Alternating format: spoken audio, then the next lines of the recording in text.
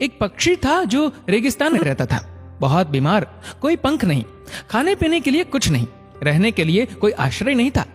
एक दिन एक कबूतर उधर से गुजर रहा था। उस बीमार और दुखी पक्षी ने कबूतर को रोका और पूछा, तुम कहां जा रहे हो? उसने उत्तर दिया, मैं स्वर्ग जा रहा हूं। बीमार पक्षी ने कहा, कृपया मेरे लिए पता करें, मेरी पीड़ा कब तक समाप्त हो जाएगी? कबूतर ने कहा, निश्चित ही मैं पता करूंगा। कबूतर ने इतना कहकर बीमार पक्षी से विदा ली। कबूतर स्वर्ग पहुंचा और प्रवेश द्वार पर देवदूत को बीमार पक्षी का संदेश दिया।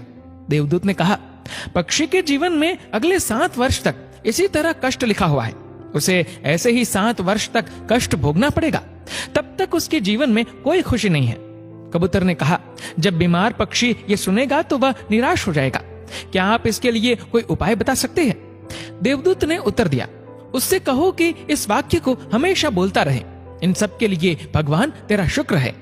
वापसी पर जब वह बीमार पक्षी कबूतर से फिर मिला तो कबूतर ने उस स्वर्गदूत का संदेश दिया। 7-8 दिनों के बाद कबूतर जब फिर उधर से गुजर रहा था, तब उसने देखा कि पक्षी बहुत खुश था, उसके शरीर पर पंख उगाए थे।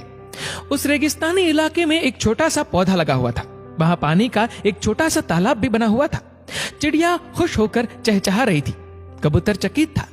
देवदूत ने कहा था कि अगले 7 वर्षों तक पक्षी के लिए कोई खुशी नहीं होगी। इस सवाल को ध्यान में रखते हुए कबूतर स्वर्ग के द्वार पर देवदूत से मिलने पहुंच गया।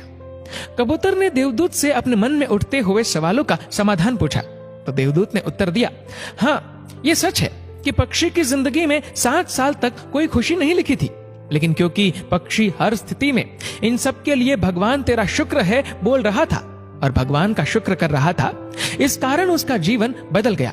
जब पक्षी गर्म रेत पर गिर गया तो उसने कहा, इन सब के लिए भगवान तेरा शुक्र है। जब ये उड़ नहीं सकता था तो उसने कहा, इन सब के लिए भगवान तेरा शुक्र है। जब उसे प्यास लगी और आसपास पानी नहीं था तो उसने कहा, इन सब के लिए भगवान तेरा शुक्र है। जो भी स्थिति हो, पक्षी दोहराता रहा, इन सब के लिए भगवान तेरा शुक्र है, और इसलिए 7 साल 7 दिनों में समाप्त हो गए। जब मैंने ये कहानी सुनी तो मैंने अपने जीवन को महसूस करने, सोचने, स्वीकार करने और देखने के तरीके में एक जबरदस्त बदलाव महसूस किया। मैंने अपने जीवन में इसको अपना लिया। इन सब के लिए भगवान तेरा शुक्र है। इसने मुझे, मेरे विचारों को, मेरे जीवन में बदलाव लाने में मेरी मदद की।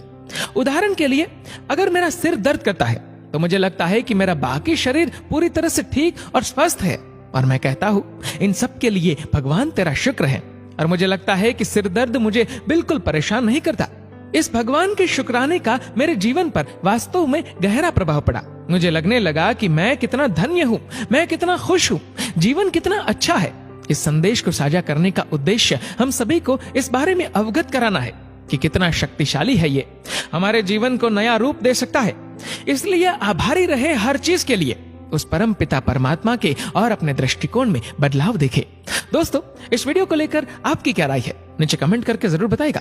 और अगर आपको वीडियो अच्छा लगा हो तो इस वीडियो को लाइक करेगा, शेयर करेगा ज्यादा से ज्यादा लोगों तक, और ऐसे ही और भी इंस्पिरेशनल वीडियोस के लिए सब्सक्राइब करें हमारे यूट्यूब चैनल को और फेसबुक पर फॉलो करें हमारे पेज को। धन्यवाद।